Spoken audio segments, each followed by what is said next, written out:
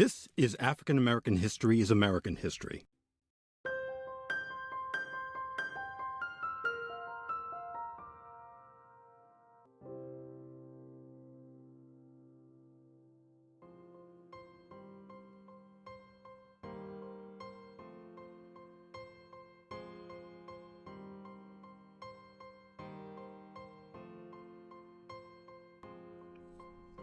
Just think about it. As recently as 2007, the very thought of a black president of these United States was nothing more than a plot device for disaster movies and stand-up comedians. But by the start of 2009, the Hollywood fiction turned into stark reality. Barack Hussein Obama became the 44th president of the United States, and in so doing, white America was forced to see something it had been quite content to ignore. That racism was alive and well in this country, and it took a platform of hope and change to make it visible. Do we participate in a politics of cynicism, or do we participate in a politics of hope? I'm not talking about blind optimism here, the almost willful ignorance that thinks unemployment will go away if we just don't think about it, or healthcare crisis will solve itself if we just ignore it. That's not what I'm talking about. I'm talking about something more substantial. It's the hope of slaves sitting around a fire singing freedom songs. The hope of immigrants setting out for distant shores. The hope of a young naval lieutenant bravely patrolling the Mekong Delta. The hope of a mill worker's son who dares to defy the odds.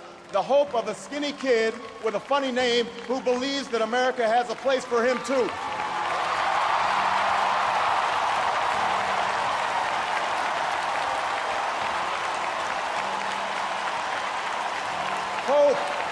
Hope in the face of difficulty, hope in the face of uncertainty, the audacity of hope. In the end, that is God's greatest gift to us, the bedrock of this nation, a belief in things not seen, a belief that there are better days ahead. I believe that we can give our middle class relief and provide working families with a road to opportunity. I believe we can provide jobs to the jobless, homes to the homeless, and reclaim young people in cities across America from violence and despair. I believe that we have a righteous wind at our backs, and that as we stand on the crossroads of history, we can make the right choices and meet the challenges that face us. I'm the son of a black man from Kenya and a white woman from Kansas. I was raised with the help of a white grandfather who survived a depression to serve in Patton's Army during World War II, and a white grandmother who worked on a bomber assembly line at Fort Leavenworth while he was overseas. I've gone to some of the best schools in America, and I've lived in one of the world's poorest nations. I am married to a black American who carries within her the blood of slaves and slave owners, an inheritance we pass on to our two precious daughters. I have brothers, sisters, nieces, nephews, uncles, and cousins of every race and every hue scattered across 3 continents. And for as long as I live, I will never forget that in no other country on earth is my story even possible. Our Constitution is a remarkable, beautiful gift. But it's really just a piece of parchment. It has no power on its own. We, the people, give it power. We, the people, give it meaning with our participation and with the choices that we make and the alliances that we forge. Whether or not we stand up for our freedoms, whether or not we respect and enforce the rule of law, that's up to us. America's no fragile thing, but the gains of our long journey to freedom are not assured. In his own farewell address, George Washington wrote that self-government is the underpinning of our safety, prosperity, and liberty. But from different causes and from different quarters, much pains will be taken to weaken in your minds the conviction of this truth. And so we have to preserve this truth with jealous anxiety that we should reject the first dawning of every attempt to alienate any portion of our country from the rest, or to enfeeble the sacred ties that make us one.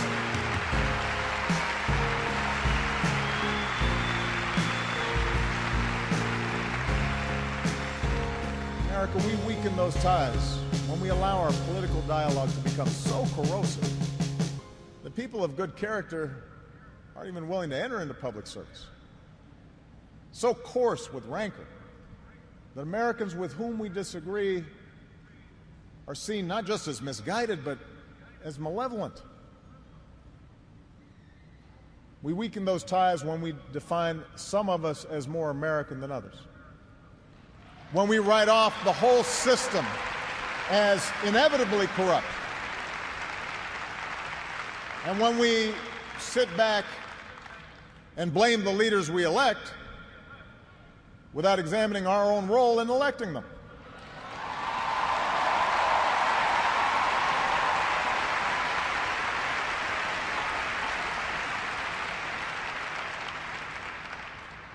It falls to each of us to be those anxious, jealous guardians of our democracy, to embrace the joyous task we've been given to continually try to improve this great nation of ours. Because for all our outward differences, we in fact all share the same proud title, the most important office in a democracy: citizen. Citizen.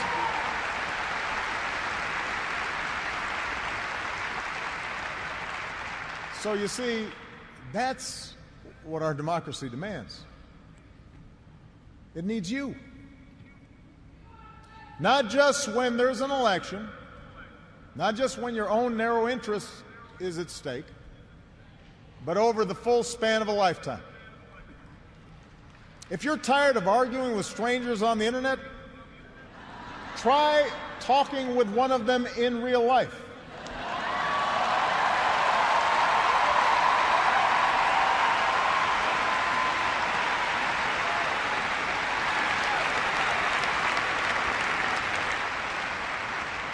If something needs fixing, then lace up your shoes and do some organizing. If you're disappointed by your elected officials, grab a clipboard, get some signatures, and run for office yourself.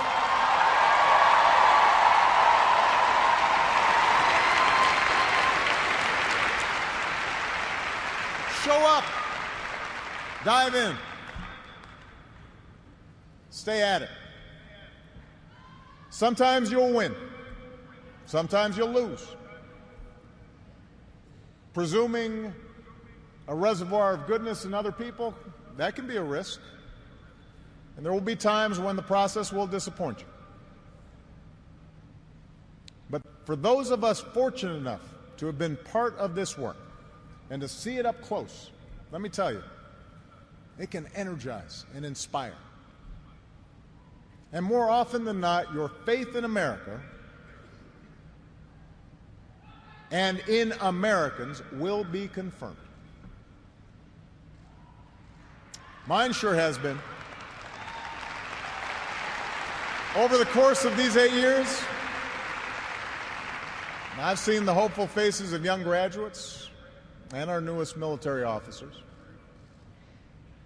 I have mourned with grieving families, searching for answers, and found grace in Charleston Church. I've seen our scientists help a paralyzed man regain his sense of touch. I've seen wounded warriors who at points were given up for dead walk again. I've seen our doctors and volunteers rebuild after earthquakes and stop pandemics in their tracks. I've seen the youngest of children remind us through their actions and through their generosity of our obligations to care for refugees or work for peace. And above all, to look out for each other.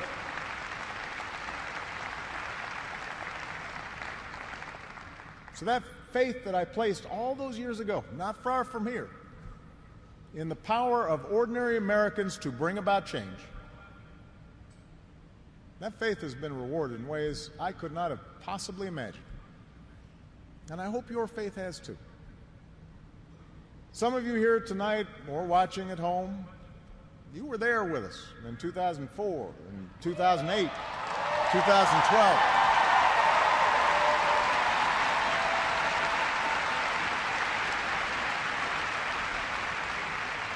Maybe you still can't believe we pulled this whole thing off. Let me tell you, you're not the only ones. Michelle,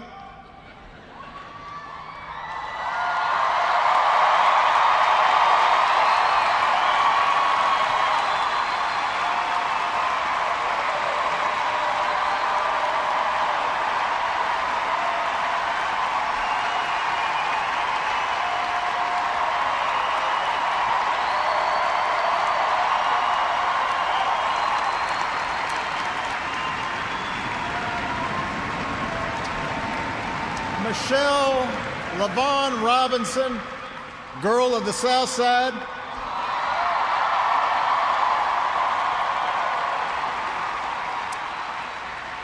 For the past 25 years, you have not only been my wife and mother of my children, you have been my best friend.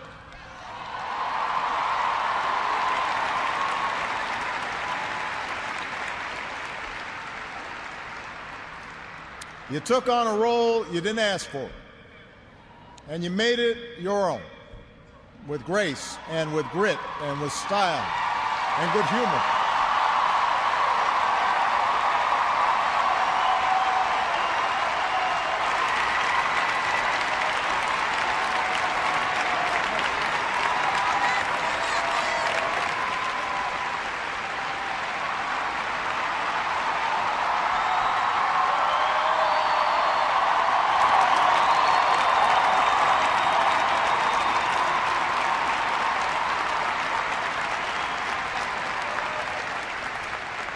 You made the White House a place that belongs to everybody. And a new generation sets its sights higher because it has you as a role model. So you have made me proud, and you have made the country proud.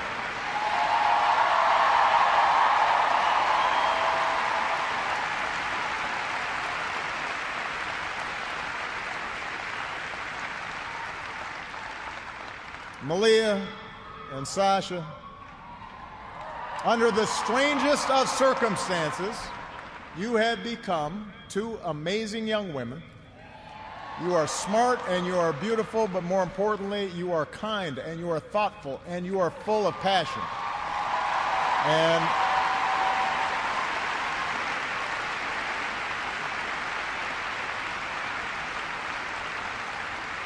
you wore the burden of years in the spotlight so easily. Of all that I have done in my life, I am most proud to be your dad.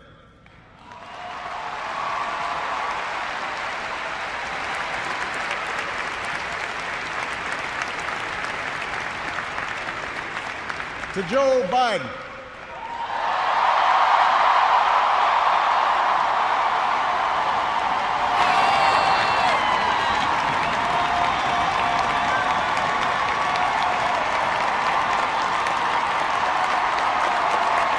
scrappy kid from Scranton who became Delaware's favorite son. You were the first decision I made as a nominee, and it was the best. Not just because you have been a great vice president, but because in the bargain I gained a brother. And we love you and Jill like family, and your friendship has been one of the great joys of our lives.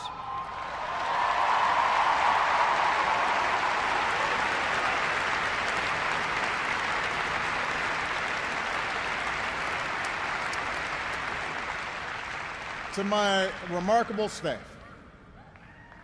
For 8 years, and for some of you a whole lot more, I have drawn from your energy, and every day I try to reflect back what you displayed: heart and character and idealism. I've watched you grow up, get married, have kids, start incredible new journeys of your own. Even when times got tough and frustrating, you never let Washington get the better of you. You guarded against cynicism. And the only thing that makes me prouder than all the good that we've done is the thought of all the amazing things that you are going to achieve from here.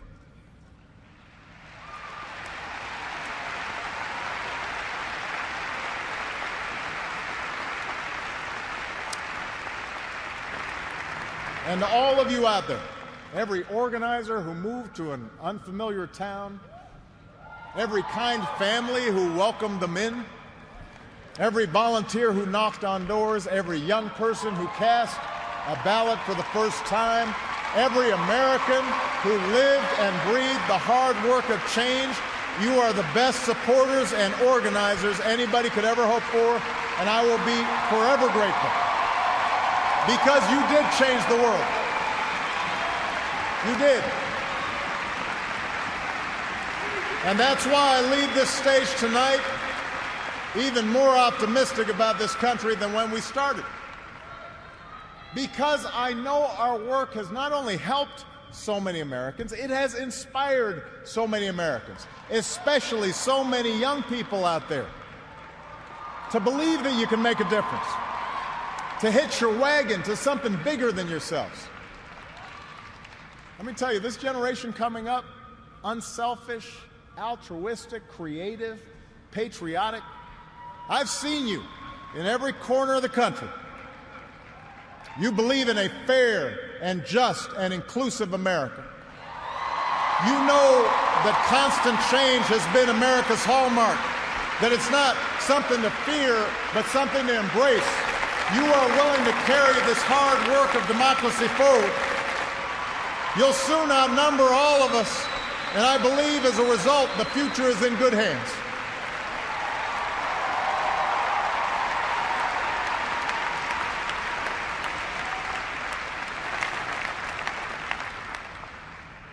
My fellow Americans, it has been the honor of my life to serve you. I won't stop.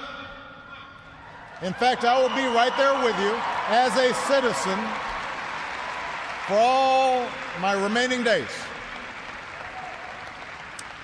But for now, whether you are young or whether you're young at heart, I do have one final ask of you as your president. The same thing I asked when you took a chance on me 8 years ago. I'm asking you to believe, not in my ability to bring about change, but in yours.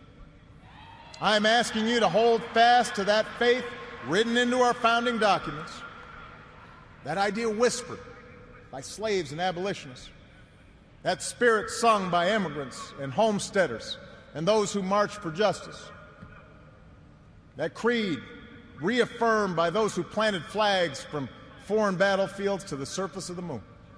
A creed at the core of every American whose story is not yet written. Yes, we can. Yes, we did. Yes, we can. Thank you. God bless you. May God continue to bless the United States of America. Thank you.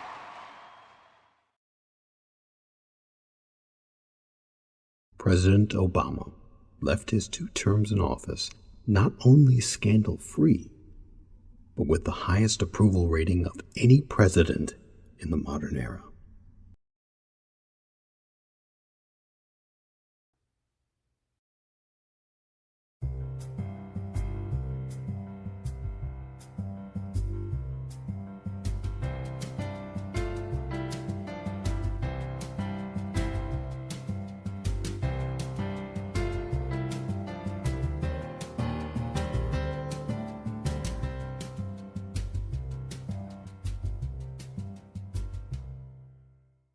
This has been African American History is American History.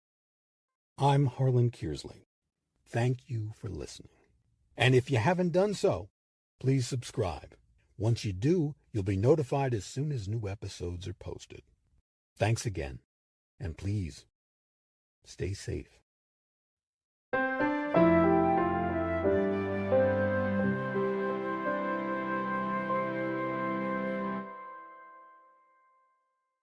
African American History is American History.